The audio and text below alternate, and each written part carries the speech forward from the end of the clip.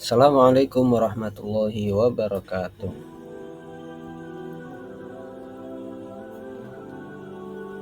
Di pelajaran pendidikan agama Islam kali ini kita akan belajar tentang toleransi.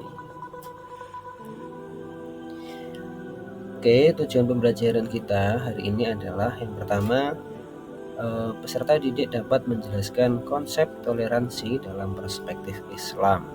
Kemudian yang kedua, peserta didik dapat memahami pentingnya hidup rukun dengan sesama umat beragama.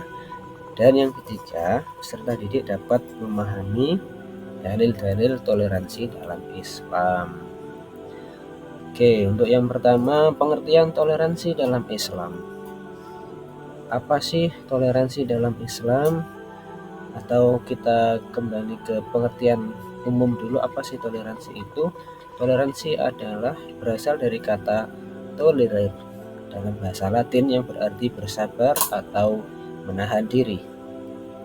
Sehingga dari sini kita ambil pengertian bahwa toleransi adalah sikap saling menghormati dan saling menghargai perbedaan dalam keyakinan, ibadah, dan budaya tanpa ada pemaksaan atau menindas.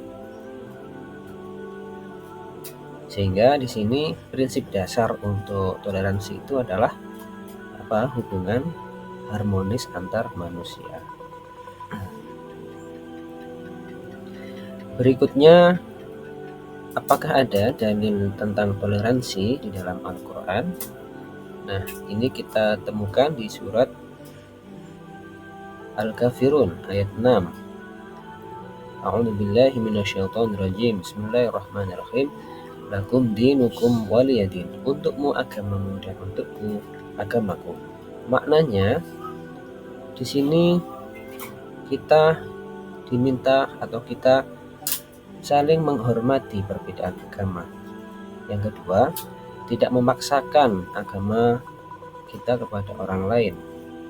Dan kita juga tidak mencampur adukkan antara agama kita dengan agama orang lain karena sudah jelas-jelas berbeda.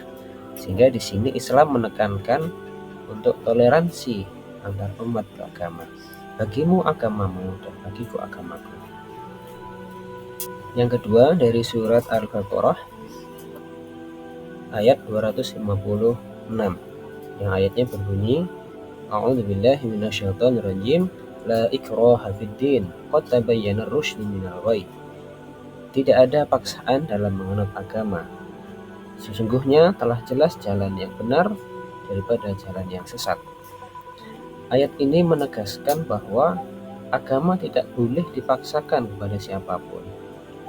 Islam memberi kebebasan kepada manusia untuk memilih jalan hidupnya sendiri tanpa adanya intimidasi atau paksaan. Sehingga di sini maknanya adalah memilih keyakinan itu adalah hak pribadi masing-masing. Terus kemudian keimanan harus tulus tanpa ada paksaan. Hikmahnya adalah penghargaan terhadap kebebasan individu. Kemudian mencegah juga konflik berbasis agama. Yang ketiga, ini dari hadis Rasulullah SAW yang diriwayatkan oleh Abu Dawud.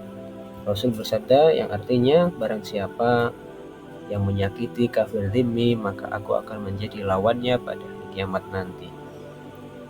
Hadis ini menunjukkan bahwa Rasulullah SAW sangat menjaga hak-hak non-muslim yang hidup damai dalam masyarakat muslim. Menyakiti atau berbuat zalim kepada mereka itu sama saja dianggap sebagai pelanggaran. Nah, maka dari itu Rasulullah SAW mengimplementasikan sikap toleransi ini dalam Piagam Madinah yang di situ disebutkan menjamin hak hidup damai bagi semua komunitas yang ada di Madinah. Kemudian diimplementasikan juga Rasulullah menjenguk tetangga non-muslim yang sakit. Berikutnya pandangan ulama tentang toleransi. Kita lihat yang pertama ada Imam Al-Ghazali, seorang ulama besar.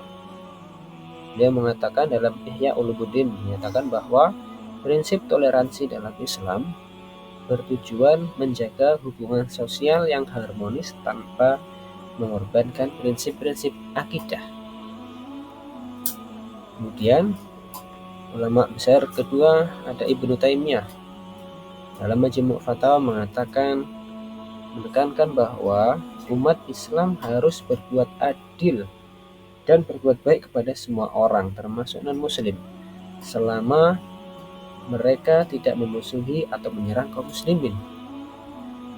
Kemudian ulama yang terkini ada Yusuf Al-Qaradawi mengatakan dalam fikih of minorities itu menyebutkan bahwa toleransi dalam Islam meliputi kebebasan beragama, keadilan, dan hak hidup damai dalam masyarakat yang beragam. Perlu digarisbawahi bahwa toleransi dalam Islam tidak berarti mengorbankan prinsip-prinsip dasar agama. Toleransi berlaku dalam hal-hal muamalah, yaitu hubungan sosial, tetapi tidak dalam hal-hal yang berkaitan dengan akidah atau ibadah, sehingga umat Islam dilarang untuk mengikuti ritual agama lain yang bertentangan dengan ajaran Islam. Pentingnya untuk hidup rukun dan sama. 1. Menciptakan perdamaian dan harmoni. 2. Mencegah konflik dan memperkuat solidaritas sosial. Bagaimana Allah Subhanahu wa taala berfirman di surat Al-Hujurat ayat 13, "Wahai manusia, sesungguhnya kami telah menciptakan kamu dari seorang laki-laki dan perempuan. Kemudian kami menjadikan kamu berbangsa-bangsa dan bersuku-suku agar kamu saling mengenal." Nilai-nilai kebersamaan yang diajarkan oleh Islam yang pertama adalah nilai persaudaraan kemanusiaan. Sebagaimana disebutkan di surat An-Nisa ayat 1. Hai manusia, yang artinya, hai manusia, bertakwa kepada Tuhanmu yang telah menciptakan kamu dari seorang diri, dan darinya Allah menciptakan istrinya, dan dari keduanya Allah memperkembangbiakkan laki-laki dan perempuan yang sangat banyak. Kemudian keadilan dan keseimbangan, sebagaimana disebutkan di surat An-Nahl ayat 90, yang artinya, sesungguhnya Allah menyuruh kamu berlaku adil dan berbuat kebajikan serta memberi bantuan kepada kerabat. Yang ketiga, kasih sayang dan cinta damai. Sebagaimana dalam sebuah hadis, Rasulullah bersabda yang artinya, Allah tidak menyayangi orang yang tidak menyayangi sesama manusia. Contoh toleransi di masyarakat pluralistik. Yang pertama, pendidikan yang multikultural. Kerjasama sosial seperti gotong royong, forum kerukunan umat beragama, piagam Madinah atau model kehidupan pluralistik. Simpulan, toleransi dalam Islam adalah prinsip dasar yang melandasi hubungan harmonis. Dalil Al-Quran dan hadis mendukung sikap menghormati perbedaan. Yang ketiga, pentingnya menjaga kerukunan untuk menciptakan perdamaian dan stabilitas. Demikian untuk materi toleransi di pendidikan agama Islam untuk kali ini. Kurang lebihnya mohon maaf. Semoga bermanfaat. Wassalamualaikum warahmatullahi wabarakatuh.